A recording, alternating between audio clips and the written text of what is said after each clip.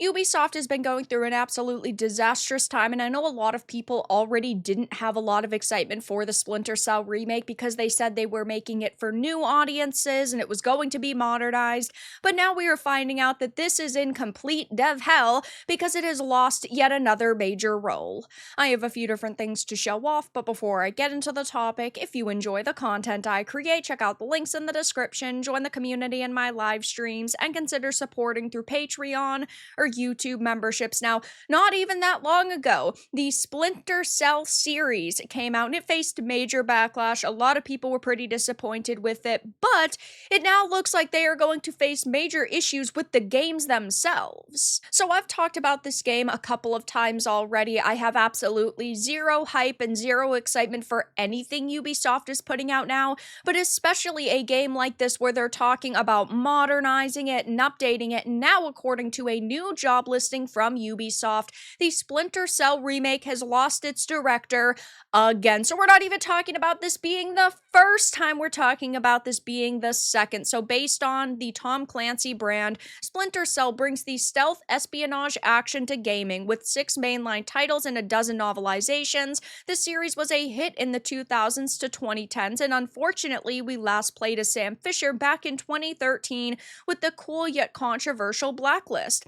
Having been over a decade since the last entry, a remake of the franchise's first title was in order and announced in 2021. Sadly, all of the news surrounding it hasn't been the best, with no updates in the original director leaving. Now, it seems whoever came after them has quit the remake according to a new Ubisoft job listing. We are constantly hearing about remakes and reboots, and if you can't even keep a large role like this around for a long time, I don't even want to know what the average developer ranks look like, how many people are being rotated in and out, people they're hiring and firing and hiring and firing. And I know Ubisoft is going through quite a bit of turmoil right now. They're trying to work things out with the Vantage Studios, the co-Tencent studio. I know that they're handing off some of their series to them. Ubisoft themselves are keeping some of their development teams around. So, we are already seeing a lot going on with Ubisoft, but it seems like this is another game that they need to just drop. So according to Tech for Gamers, a job listing, which has since been taken down, was available on Ubisoft's website. The position Game Director was for the Ubisoft Toronto office and would be for the Splinter Cell remake. The description for the job states that the person would be part of the Splinter Cell development team, leading workers and coming up with new features. In 2022, the original director, David Grivell, left the project and Ubisoft after more than a decade at the company. Given we haven't seen any gameplay or updates like the Prince of Persia Sands of Time remake, things are looking a bit unsteady. That's another game that I don't even want to go into a full rant about because we're going to be here for a million hours. The Sands of Time remake has also been in development hell. They have disappointed fans at basically every turn with that game, and it seems like this is just going to be another disaster following in its footsteps. It says just recently the series did get a small revival with the Netflix series Death Watch, but that didn't go over very well either. A lot of people were left very underwhelmed. A lot of people were very mad with their cringy girl boss squad. And in general, it just seems like the people that are leading this series right now know nothing about it. The people behind Splinter Cell currently are definitely not the people who came up with the previous games that were, I don't want to say all masterpieces, but all pretty freaking good. And this is just a problem we're seeing in the industry in general, where they will take something that has been super popular and that they know there's a lot of nostalgia and love for, and they know that they can make a lot of money off of, and then they'll reboot it and remake it, but then the remake is generally lower quality. I don't want to say every single remake that's ever come out has been a disaster because that wouldn't be true, but a lot of them are definitely disappointments. And a major problem with this that I've already talked about in the past is the fact that this is a modernization. This isn't even supposed to capture the original essence and what made Splinter Cell so special in the first place.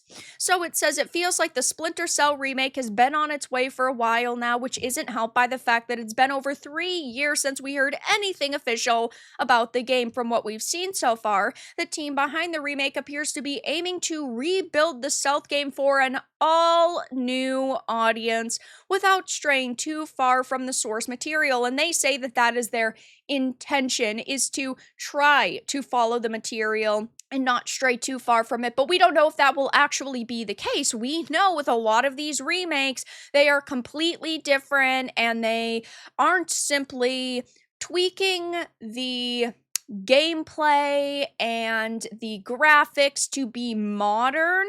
They're rewriting storylines, changing dialogue, like they are changing things from top to bottom. I'm all fine with remakes if they keep the original script and they just give it new graphics. That's what I would love to happen to KOTOR. I would love for them to come out with KOTOR in 2025 or 2030, I guess, if it ever comes out. That would probably be around the date. And it just had slightly polished gameplay, better graphics, and if they got most of the original voice cast back. But when we hear that it is aimed towards an all-new audience, yeah, that is a major red flag, and that right there kills any hype that I could have for this remake.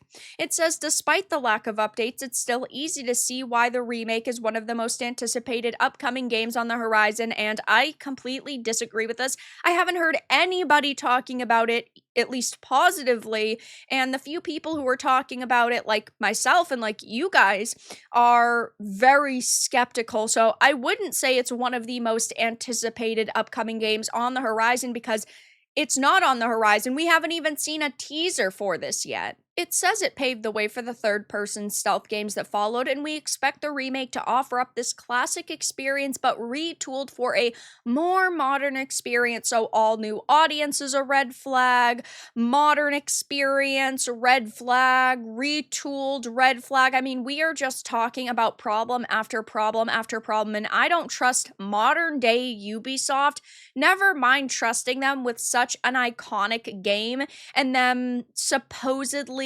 remaking it. I just have absolutely zero trust and zero faith, and I don't think that this is going to come out, and I don't think it's going to be good, and a lot of other people are voicing how worried they are about this as well.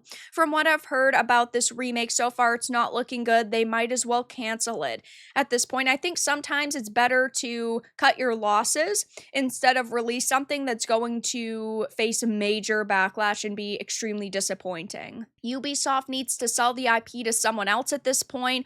Oh, this is going to get canceled. At this stage, I wish it would just lose the developer and they'd find someone else. Oh my god, dude, Ubisoft can never do anything right. This is going to be an absolute nightmare. So I'm sure I'll be covering this more in the future, but right now things are not looking good. If you're a fan of Splinter Cell, definitely keep your eye on this because they might just put it out one day and it's going to be a modernization and a modern take, and now we're finding out that they've lost another director and it just seems that they need to cancel this ASAP.